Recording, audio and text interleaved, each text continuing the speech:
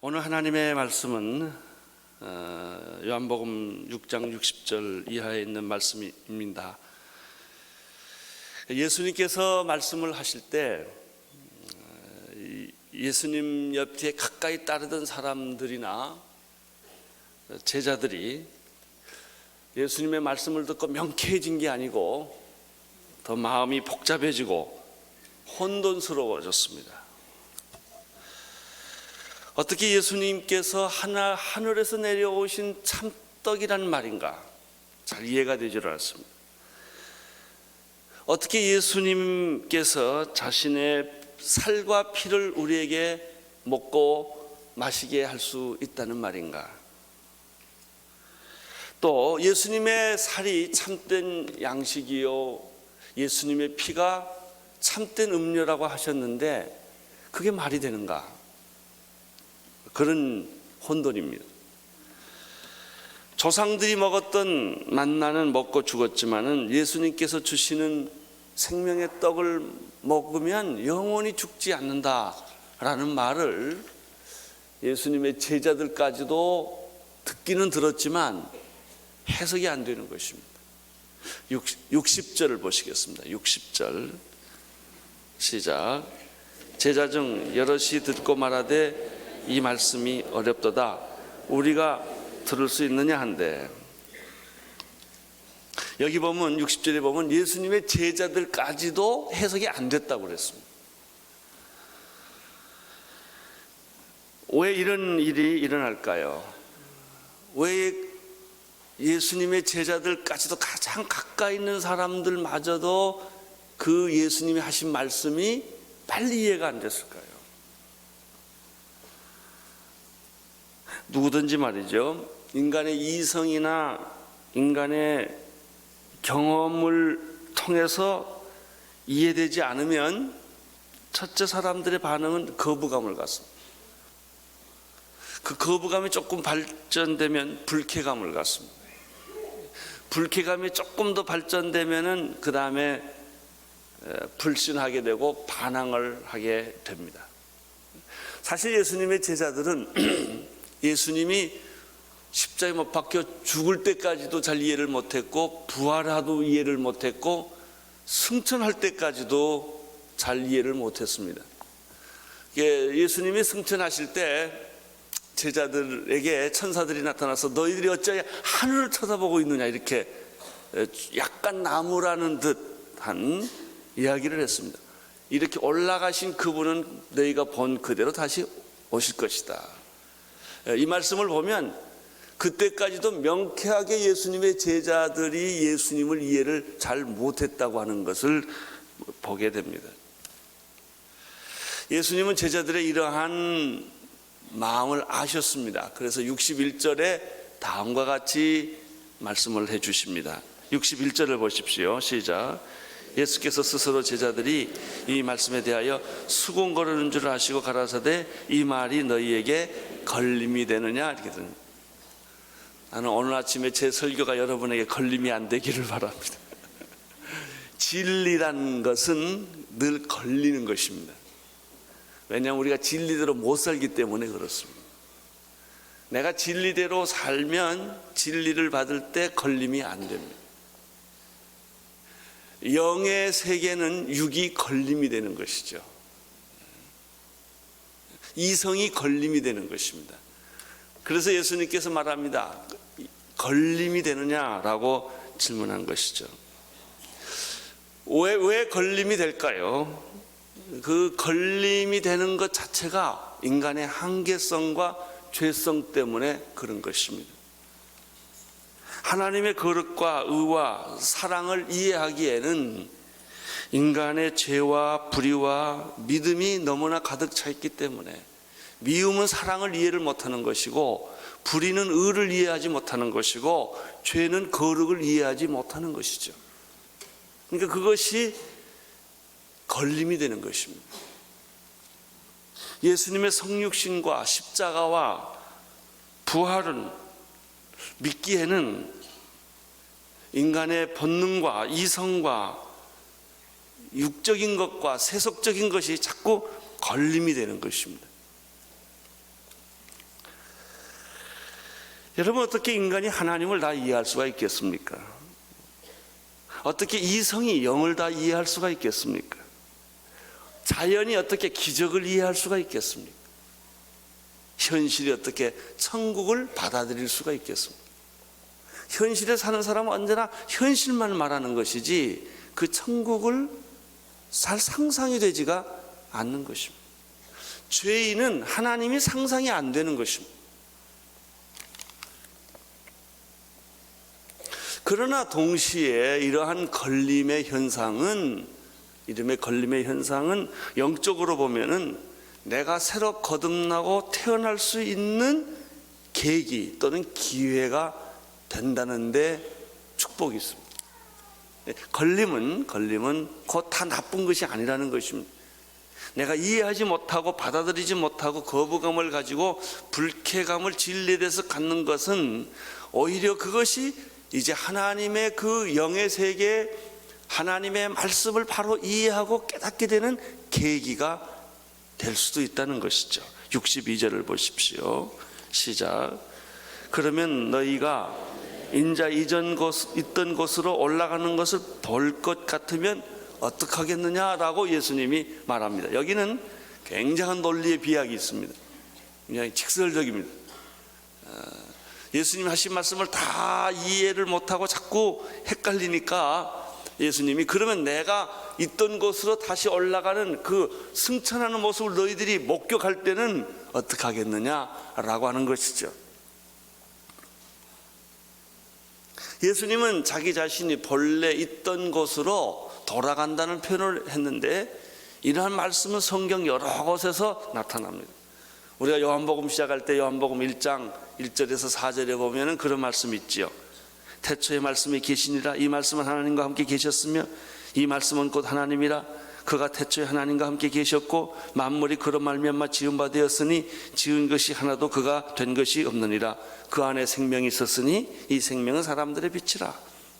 이때 바로 그 말씀이신 예수 그리스도는 하나님이셨고 그가 태초에 하나님과 함께 계셨는데 세상에 오셨다는 표현을 쓰고 있지요. 요한복음 1장 14절에는 말씀이신 예수 그리스도께서 육신이 되어 우리 가운데 거하심에 우리가 그의 영광을 보니 아버지의 독생한 자의 영광이요 은혜와 진리가 충만하더라. 예수님은 땅에 계셨지만 사실 그분은 하늘에서 오신 분이고 그가 인간이었지만은 그가 본래 하나님이었다는 사실입니다. 이거 다 걸리는 얘기입니다. 또 빌립보서 2장 6절 이하에 보면 예수님의 본질에 대해서 이렇게 설명하고 있습니다. 그는 근본 하나님의 본체시나 하나님과 동등됨을 취할 것을 여기지 아니하시고 오히려 자기를 비워 종의 형체를 가져 사람들과 같이 되었고 사람의 모양으로 나타나셨으니 곧 십자가에서 죽으신 분이다. 그분이 예수 그리스도이시다. 이렇게 되어 있습니다. 그러면 예수를 따르는 사람들이나 예수님의 제자들이 하나님을 말씀을 깨닫지 못하고 이 진리를 깨닫지 못하고 그렇게 수군거리고 뒤에서 말을 하는 까닭은 무엇일까요? 왜 그렇게 방황을 했을까요? 왜 그렇게 걸림이 되었을까요? 예수님은 그 이유를 63절에서 아주 명쾌하게 그 이유를 대답하고 있습니다. 63절을 보십시오. 시작. 살리는 것은 영이니 육은 무익하니라. 내가 너희에게 이른 말이 영이요 생명이니라. 아주 63절은 굉장히 중요한 성경 구절입니다. 예수님은 이렇게 설명합니다. 그 이유가 간단하다. 예수님의 말씀은 인간의 말이 아니라는 것이, 그것은 육의 말씀이 아니라는 것이죠. 따라서 인간의 육의 관점에서 육의 생각으로는 예수님이 하시는 말씀, 영의 말씀을 이해하거나 깨달을 수가 없다는 것입니다. 여기 보면 살리는 것은 영이니 육은 무익하니다 라는 말은 무슨, 육은 무익하다라는, 육으로는 해석이 불가능하다, 이성으로는 해석이 불가능하다는 것이죠. 너희 본능으로는 해석이 불가능하다. 아무리 노력해도 해석이 되지 않는다라고 하는 것입니다. 왜 육으로 해석이 되지 않을까요? 왜 이성으로 하나님의 말씀이 받아들이거나 해석이 되지 않을까요? 우리가 하나님의 말씀 듣는 채널은 이성이에요. 우리가 육으로 듣는 것이죠. 그러나 육으로는 하나님의 말씀이 해석되지 않는다는 거예요. 왜 해석이 되지 않느냐? 그것도 예수님이 지난번 요한복음 3장 5절에서 니고데모와의 대화를 통해서 이 얘기를 예수님이 이미 설명해 주셨습니다. 지성인이요, 유대인의 관원이요, 종교적으로 아주 성숙했던 그 당시에 아주 그런 누가 봐도 존경받을 만한 이 니고데모라는 사람이 예수님께 와가지고 대화를 하는 과정 속에서 예수님이 이렇게 말합니다. 당신은 거듭나야 합니다. 그때 니고데모가 이걸 못 알아들었어요. 아니 내가 이 나이에 어머니 뱃속에 어떻게 또 들어갔다가 나오면 육적으로 이해하는 거예요. 예수님이 그러한 반응을 하는 걸림이 된 명쾌하게 해석이 안 되는 니고데모에게 이렇게 대답을 하죠. 사람이 물과 성령으로 거듭나지 아니하면 하나님 나라에 들어갈 수 없느니라. 육으로 난 것은 육이요 성령으로 난 것은 영이니 내가 내게 거듭나야 하겠다 하는 말을 이상히 생각하지 말라. 자, 여기서 예수님이 대답한 게 육으로 난 것은 육이요. 육은 육을 해석할 수는 있어요. 이성은 이성을 해석할 수 있습니다. 이성은 지성을 해석할 수 있어요. 이성은 감성을 해석할 수 있습니다. 그러나 성령은 해석이 안 된다는 것이죠. 영은 어떻게 해석하느냐?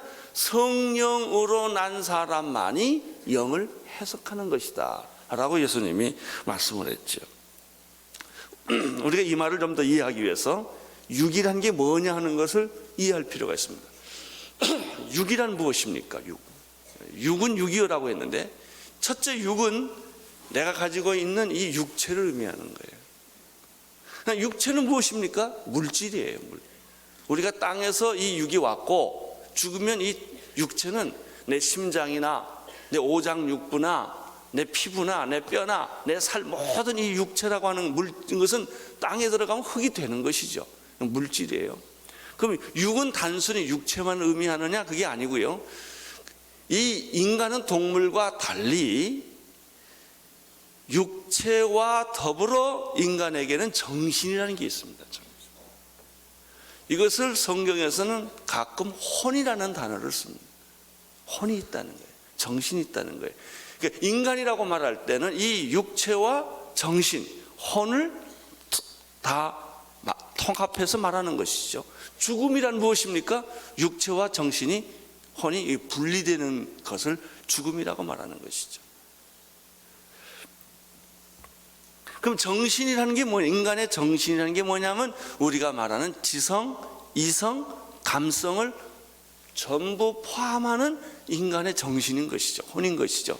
그 정신이 물질과 육체와 연합되어 있는 것이 인간입니다. 문제는 이러한 인간의 육체 본능이죠. 그리고 인간을 지배하고 통치하고 있는 이 정신으로는, 인간의 정신으로는 하나님의 말씀을, 영을 이해할 수가 없다는 것입니다. 따라서 인간의 정신으로 만들어진 가장 위대한 사상이나 철학이나 종교나 예술이나 문학으로는 하나님이 안 잡히는 것입니다. 목마른 것뿐이에요. 정신은 하나님에 대한 목마름을 가져요. 갈증은 있어요. 그러나 안 잡히는 것입니다. 어떤 문학에서나 어떤 예술에서나 어떤 사상에서나 어떤 철학에서나 이게 잡히지 않는다는 것입니다.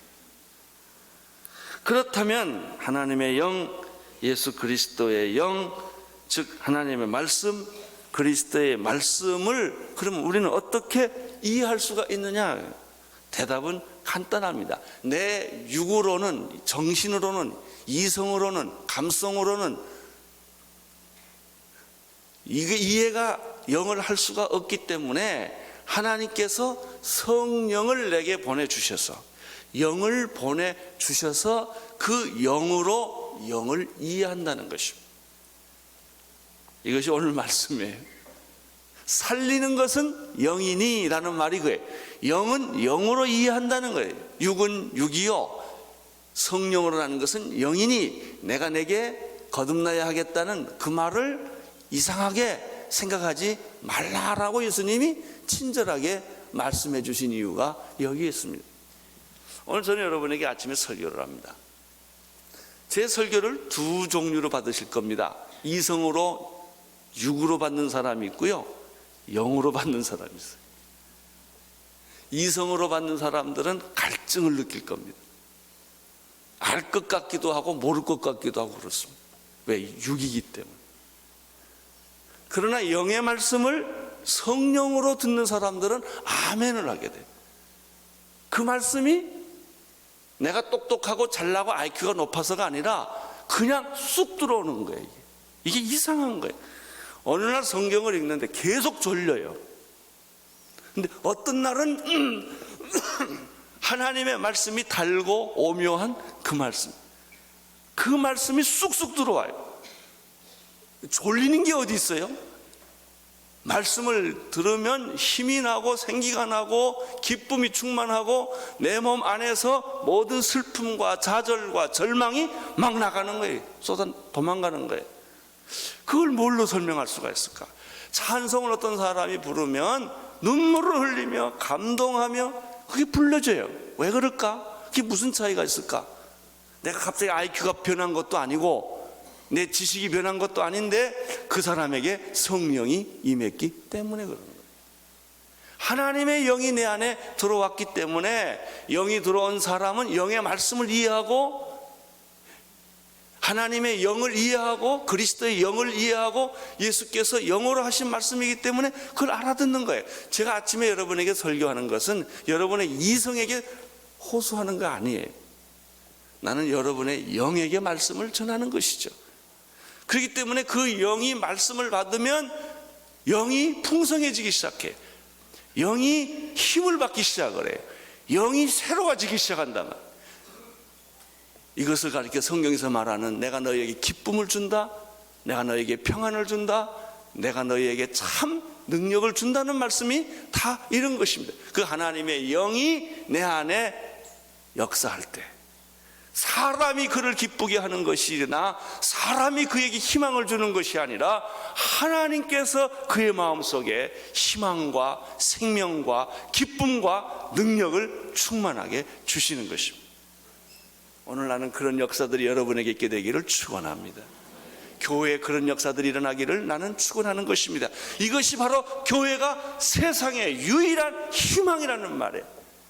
이러한 교회 공동체, 영적 공동체, 하나님의 성령으로 우리는 다 부족한 인간이에요. 실수가 많은 인간임에도 불구하고 하나님의 영이 우리 안에 임했을 때 영의 말씀을 받아들이게 되고 깨닫게 되는 것이죠. 살리는 것은 영이니 라는 말이 그런 것입니다. 살리는 것은 영이니, 육은 영을 이해 못한다, 해석을 못한다. 그렇기 때문에 너희들이 내 말을 들을 때 육으로 이해했기 때문에 걸림이 된 것이다.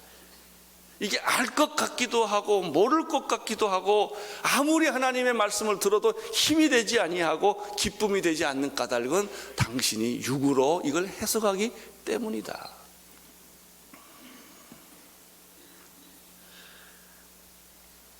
로마서 8장 11절에 보면요, 아주 재밌는 말씀이 있습니다. 거기에 보면 예수를 죽은 자 가운데서 살리신 이의 영이 너희 안에 거하시면 그리스도 예수를 죽은 자 가운데서 살리신 이가 너희 안에 거하시는 그의 영으로 말미암아 너희 죽을 몸도 살리시느니라. 여러분, 우리가 어떻게 부활하는 줄 아세요? 이 썩을 몸이 어떻게 부활하겠습니까? 육은 육을 부활시킬 수가 절대 없어요. 육은 육에게 희망을 줄 수가 없어요. 지식은 여러분에게 희망을 못 줍니다. 정보는 여러분에게 희망을 못 줍니다. 아무리 공부하시고 아무리 똑똑하고 아무리 지혜가 많아도 그건 육이요.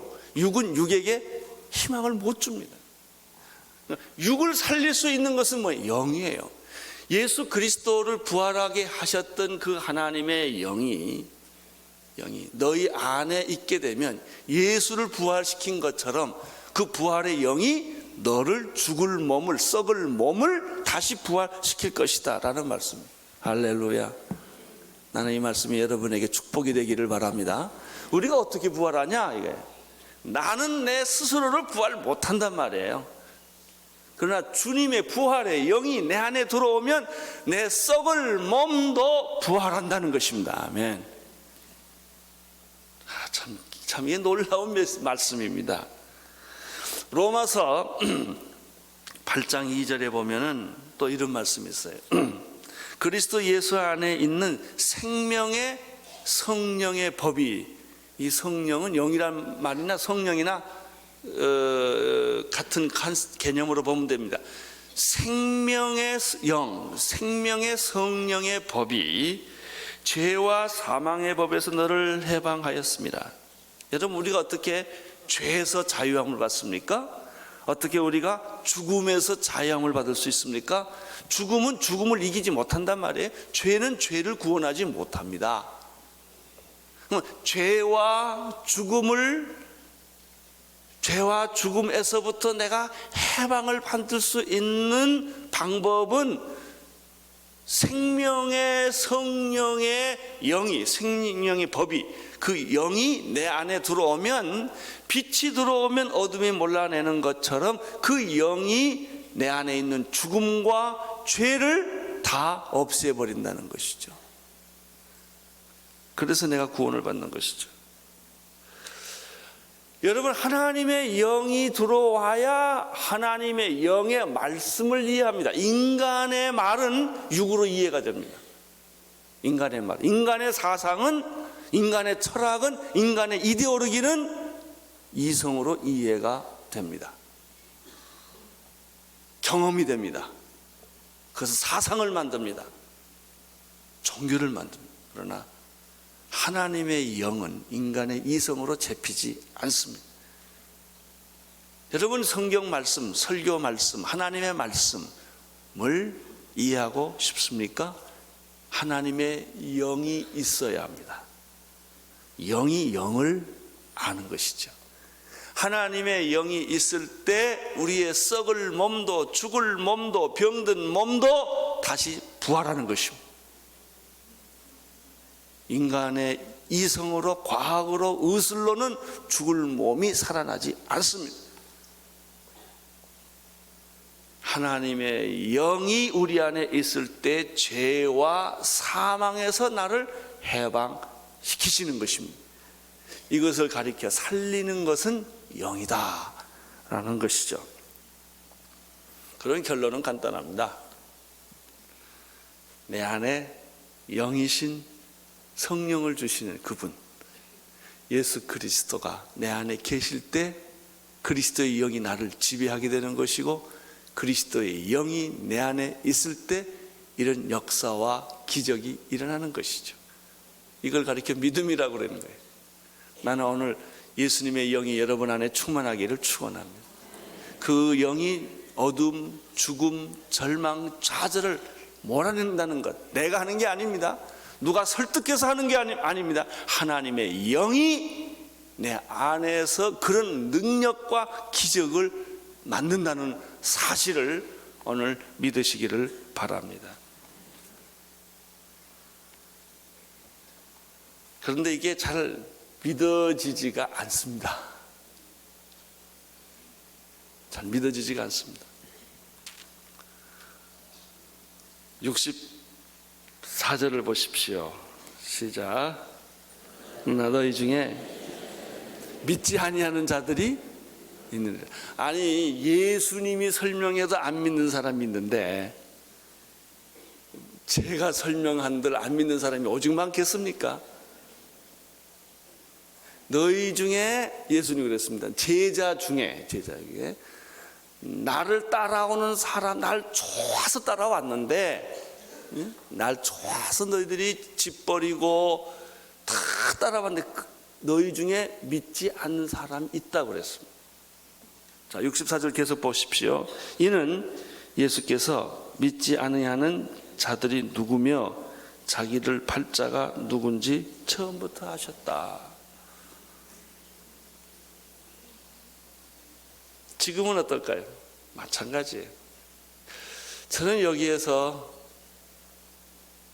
내가 참 예수를 왜 이렇게 믿고 목사까지 됐나 참 신비스러워요.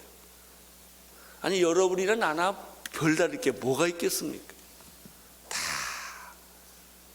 다 그렇고 살아온 사람인데 어쩌자고 제가 목사가 돼서 이렇게 설교하는 입장에 서 있고 세상에 그 수많은 사람들이 다 밖에 있는데 그것도 어둠을 물리치고 새벽까지 여기 와서 예배 드리는 게 이게 누가 이걸 이렇게 하게 했겠습니까?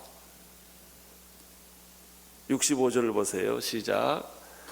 또 가라사대 이러함으로 전에 너희에게 말하기를 내 아버지께서 오게 하여 주시지 아니하시면 누구든지 내게로 올 수 없느니라. 우리는 또다시 하나님의 섭리, 선택 그리고 불가항력적인 그분의 은혜에 부딪히게 됩니다. 인생은 설명할 수 있는 것보다 설명할 수 없는 게 더 많습니다.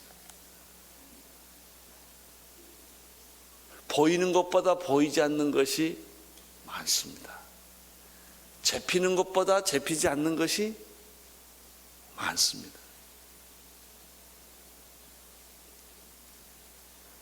하나님이 나로 하여금 이끌어 주시 아니하셨다면 나는 올 수가 없었다. 확실히 내가 예수 믿게 된 것은 신비스러운 일입니다. 구원받은 것도 신비스러운 것입니다. 그것은 하나님의 해석할 수 없는 은혜입니다. 왜 나는 하나님을 이렇게 알게 되었고 하나님의 은혜에 눈물을 흘리게 되었고 하나님의 은혜에 내 몸을 의탁하게 되었나? 그렇지 않는 사람도 많은데 이 문제로 돌아오는 거예요. 이 문제로. 66절을 보십시오. 시작. 이러므로 제자 중에 많이 물러가고 다시 그와 함께 다니지 아니하노라. 많은 사람들은 예수께 나와 기적도 보고 말씀도 듣고 떡도 먹고 배불리 먹었습니다. 그렇다고 다 예수님을 따라다녔냐? 여러분, 교회에 나왔다고 다 구원받느냐? 그렇지 않습니다. 나왔다가 내년에 떠날 사람도 있고요, 내후년에 떠날 사람도 있어요. 반대로 전혀 구원의 가능성이 없는데 정말 하나님하고 원수지간처럼 생각하고 살았던 사람도 있는데 그 사람이 생각지도 못하게 예수께 돌아오고 눈물을 흘리고 회개하고 변하는 사람이 있다는 것이죠. 저는 이번에 일본에 여행을 한 것이 굉장히 지금 몇 주째 지금 저의 마음을 사로잡고 있어요. 왜냐하면 그 두 사람의 간증 때문에 그래요. 60세 난 어떤 분,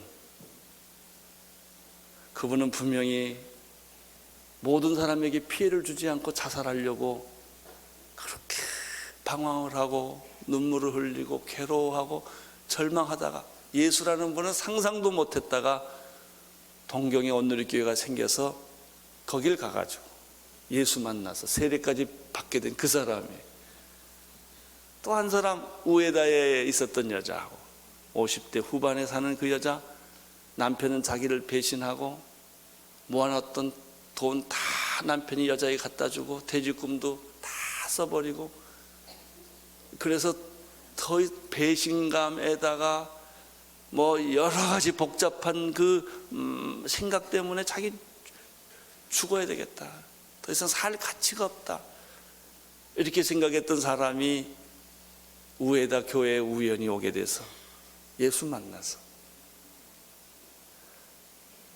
자기 아들하고 세례를 받는 그 장면을 볼 때, 그때 우리가 한 300명이 모였는데요, 다 울었어요. 그게 전달이 된 거예요. 그 생각이, 그 여자분의 감동이, 그 남자분의 구원받은 그 감동이 전달이 된 거예요. 여기까지 다 울고 축복하고 기도했어요. 뭐 세례받았다고 빚이 까졌겠습니까?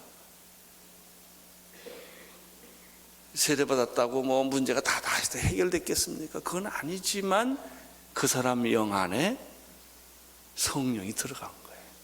생명이 들어간 거예요.